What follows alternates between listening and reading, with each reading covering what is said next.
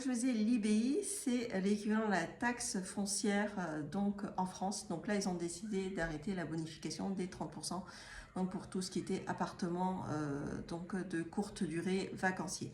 Ils ont aussi limité l'accord de nouvelles demandes de logement pour avoir les numéros, les différents numéros, donc la licence, puis le numéro donc à avoir pour pouvoir mettre sur la plateforme. Ça, ils ont décidé de vraiment limiter, tout simplement parce qu'il manque des logements pour les personnes qui souhaitent vivre à l'année.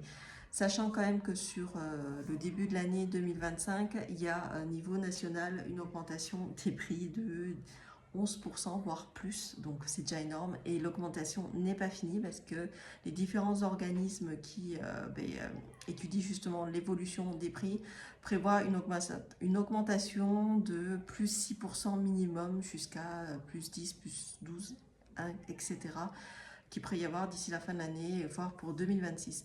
Donc la cote, la Costa del Sol est devenue très très chère, même là où on est à Miras Las Lagunas, qui reste encore très populaire, enfin très populaire, je veux dire très espagnol pour les classes, on va dire les classes normales, les classes populaires, ceux qui travaillent.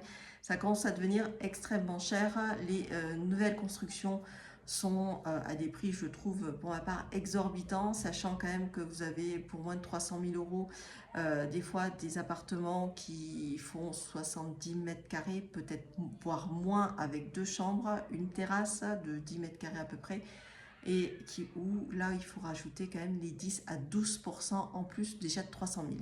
Donc c'est vraiment énorme.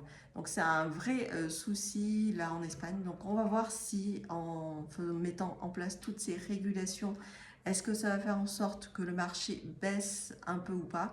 De ce que je peux voir ici, dans tous les cas, dans Las Lagunas, il y a des appartements qui sont mis en vente, qui étaient à des prix, voilà, et qui ont fini par baisser au fur et à mesure. Et vous en avez certains qui, par exemple, là j'en ai un en tête, qui était à 299 000. Ça faisait plusieurs mois qu'il était en vente, il n'arrivait pas à le vendre. Et passé comme ça du jour au lendemain à 349 000.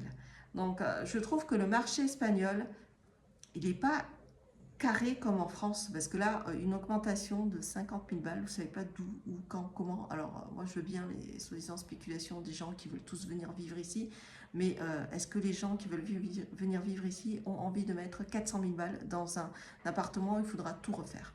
Donc voilà de ce que je peux vous dire sur l'évolution des prix. Donc c'est pas gagné. Donc est-ce qu'on va pouvoir acheter? On va finir par pouvoir acheter ou pas? Bon, ça on verra bien.